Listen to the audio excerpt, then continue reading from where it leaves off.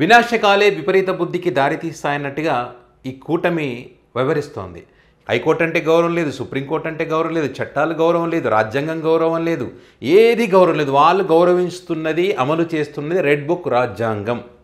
So ఈ red book రాజ్యాంగాన్ని అమలు చేస్తూ సొంత నియోజకవర్గాలకు ఆ ప్రజాప్రతినిధులను వెళ్లకుండా ప్రతిసారి అడ్డుకుంటున్నటువంటి పరిస్థితులు మనం చూసాం.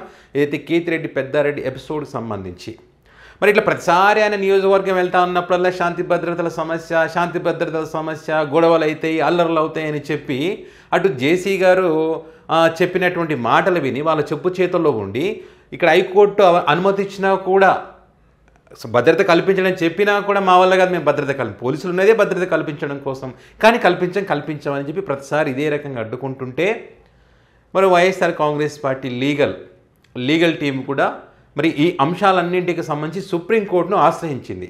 సుప్రీంకోర్టు ఆశ్చర్యపోయి మరి మీకు పర్సనల్ సెక్యూరిటీ కూడా అరేంజ్ చేసుకోండి, వాళ్ళు భద్రత కల్పించలేకపోతే ఆ ఖర్చు పోలీసుల ఖర్చు మీరే భరిస్తూ, పర్సనల్గా సెక్యూరిటీ ప్రైవేట్ సెక్యూరిటీ కూడా మీరే భరిస్తూ మరి మీ నియోజకవర్గానికి మీరు వెళ్ళండి. మీ నియోజకవర్గానికి వెళ్ళడానికి అడ్డుకోవడానికి వాళ్ళు ఎవరనేటువంటి వ్యాఖ్యలు చేయడంతో మరి ఇప్పుడు పోలీసుల్లో భయం మొదలైంది. ఆ భయం మొదలయ్యే ఒక సిఐ గారు ఇప్పుడు దీర్ఘకాలిక సెలవులో వెళ్ళిపోయారనేటువంటి ఒక చర్చ బలంగా నడుస్తూ ఉంది. ఏదైతే మొన్న ఈ అల్లర్లు జరిగినాయి, ఏది వినాయక నిమజ్జనానికి సంబంధించి టీడీపీ పార్టీలోనే 2 వర్గాలు కొట్టుకునే రాళ్ళు విసురుకున్నాయి. మరి ఇరు వర్గాలపైన కేసు పెడితే అలా ఎలా కేసు పెడతామని చెప్పి జేసీ గారు ఆ సిఐ గారిని భయపెట్టించారంట. సో మరి ఎవరైనా పాపం పోలీసు అధికారులని ఏం చేస్తారు చెప్పండి? అధికారం ఉంది కదా అని చెప్పి ఇష్టం వచ్చినట్టుగా మేము చెప్పిన పనులన్నీ చేయాలంటే వాళ్ళకు కూడా మనస్సాక్షి ఉంటుంది కదా, వాళ్ళు ఎంతో కొంత న్యాయం చేయాలని వాళ్ళకు ఉంటుంది కదా. ప్రతిదీ తప్పుపడుతూ, ప్రతిదీ అన్యాయంగా కేసులు పెడుతూ, అక్రమ కేసులు పెడుతూ, కొట్టి తిట్టి చేయాలంటే వాళ్ళకు కూడా మనసు ఒప్పదు. సో అలాంటి పోలీసులు కూడా ఉన్నారు. మరి ఆ సిఐ గారు ఇక నా వల్ల కాదు, నేను భరించలేను, ఇక్కడ డ్యూటీ చేయలేనని చెప్పి దీర్ఘకాలిక సెలవులో వెళ్ళారనేటువంటి చర్చ బలంగా నడుస్తోంది. ఇప్పుడు వీళ్ళ పోరు భరించలేకనే. పైగా ఇప్పుడు సుప్రీంకోర్టు ఆదేశాలు ఇచ్చింది. ఆదేశాలు ఇచ్చినప్పుడు ఖచ్చితంగా పాటించి తీరాల్సిందే. సుప్రీంకోర్టును వ్యతిరేకిస్తే, సుప్రీంకోర్టు ఆదేశాలు పాటించకపోతే దాని ఎఫెక్ట్ మామూలుగా ఉండదు, చాలా చాలా సీరియస్గా ఉంటుంది, ఉద్యోగం ఊడిపోయే అవకాశం కూడా ఉంటుంది.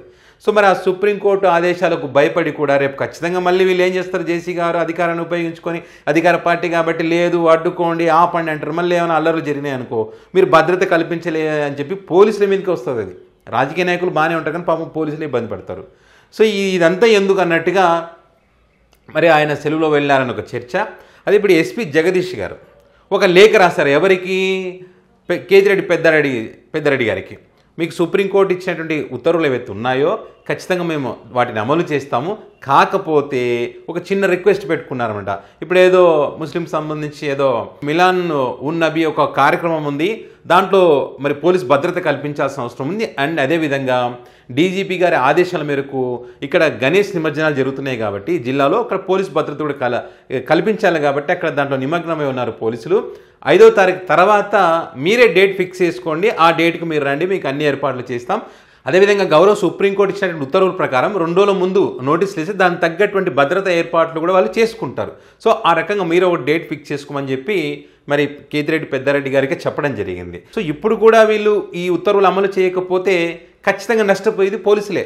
కాబట్టి ఖచ్చితంగా ఇప్పుడు ఆయనకు లేఖ రాయడము, భద్రత కల్పిస్తాము, దానికి సంబంధించిన ఖర్చులు మీరు భరించాలి, సుప్రీంకోర్టు ఉత్తర్వులు ఉన్నాయి కదా, అండ్ అదేవిధంగా ప్రైవేట్ సెక్యూరిటీ కూడా మీరు అరేంజ్ చేసుకోండి అని చెప్పి కూడా ఈరోజు ఎస్పీ గారు చెప్పడం జరిగింది. సో ఇట్లా సుప్రీంకోర్టు ఉత్తర్వులు వచ్చిన తర్వాత పోలీస్ అధికారులు కూడా కొంచెం భయం మొదలైంది. ఉత్తర్వులు అమలు చేసి తీరాలి కదా, ఇంకా రెడ్ బుక్ రాజ్యాంగాన్ని అమలు చేస్తామంటే కష్టం.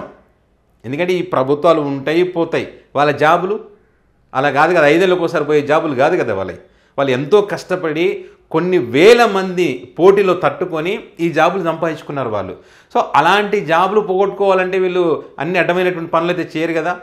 అధికారంలో ఉన్నారు కాబట్టి ఎంతో కొంత చేస్తారేమో కానీ వాళ్ళకి భయపడో, ఉద్యోగం పోతుందనో భయపడో ఏదో చేస్తారు, సస్పెండ్ చేస్తారనో, రకరకాల ఇబ్బందులు పెడతారనో. కానీ ప్రతిదీ అంటే ఏదైనా హద్దు ఉంటుంది. హద్దు దాటినప్పుడు ఏం జరుగుతుందంటే తిరగబడతారు. ఇట్లా మనకు మామూలుగా జనరల్గా సామెత ఉంటుంది కదా, ఒక పిల్లిని రూమ్లో వేసి దాన్ని హింసిస్తే ఏం చేస్తుంది పిల్లి పూలవుతుంది, అట్లా ఇది కూడా అయిపోతుంది. సో ఇట్లా ఇప్పటికే ఈ పోలీస్ వ్యవస్థను సర్వనాశనం చేశారనేటువంటి చర్చ ప్రజల్లో బలంగా ఉంది. కాబట్టి పోలీసులు కూడా ఆలోచిస్తున్నారు, మనం మారకపోతే కష్టమని వాళ్ళు మారేటువంటి ప్రయత్నం చేస్తూ ఉన్నారు. కాబట్టి ఇప్పుడు ఈ నిర్ణయం తీసుకున్నారు. ఖచ్చితంగా మరి పెద్దారెడ్డి గారు వచ్చిన తర్వాత భద్రత ఏర్పాట్లు కనుక కరెక్ట్గా చేసి ఆయన నియోజకవర్గానికి వచ్చి ఆ కార్యక్రమాలు చేసుకుని వెళ్ళిపోతే ఏ ఇబ్బంది లేదు. లేదా జేసీ ప్రభాకర్ రెడ్డి గారు కనుక మళ్ళీ రెచ్చగొట్టే విధంగా తన అనుచరులను తీసుకొని గొడవ చేయడానికి వెళితే మాత్రం దాని యొక్క ప్రభావం ఈ సాంప్రదాయం ఖచ్చితంగా రానున్న రోజుల్లో మరి ఖచ్చితంగా ప్రభుత్వాలు మారితే వీళ్ళు కనుమరుగవ్వడం ఖాయం. అలాంటి పరిస్థితులు వస్తే అంత సీరియస్ సిచ్యువేషన్ మనం ఎప్పుడు కూడా ఇలాంటివి చూడలే. ప్రతిసారి అడ్డుకోవడం, వాళ్ళ సొంత నియోజకవర్గాలకు పోకుండా మా ఆధిపత్యాన్ని మేము చూపిస్తాం అనుకోవడం అది ఇక అయిపోయింది. ఇది పెదరాయుడు జమానా కాదు కదా, మారుతూ ఉంది. సో మారాలి, మారితేనే డెవలప్మెంట్ జరుగుతుంది, దాని తగ్గట్టుగా ఉండాలి. కానీ లేదు ఇంకా మేము పంతాలకు పోతాం, కత్తులు పెడతాం, ఫైట్లు చేస్తాం, మా సత్తా చూపిస్తాం, తొడలు కొడతాం, మీసాలు తిప్పుతాం అంటే కాదు. సో ఇట్లా ఇప్పుడు ఏమవుతుంది తెలుసా, మొదట్లో కొంత పాజిటివ్గా ఉన్న జేసీ గారి మీద ఇప్పుడు అంతా ఏమవుతుంది, సరే ప్రతిసారి అడ్డుకుంటారంటే మరి కేతిరెడ్డి పెద్దారెడ్డి గారు అంటే జేసీ ప్రభాకర్ రెడ్డికి అంత భయమా అనే పరిస్థితి వచ్చింది. సో ఆ పరిస్థితి తెచ్చుకున్నారు జేసీ గారు. ఏదేమైనా కూడా సుప్రీంకోర్టు ఆదేశాలతో కేతిరెడ్డి పెద్దారెడ్డి గారు తాడిపత్రికి వెళ్ళబోతున్నారు. మరి ఈ వెళ్ళిన తర్వాత ఎలాంటి పరిస్థితులు చోటు చేసుకుంటాయనేది చూడాల్సి ఉంది.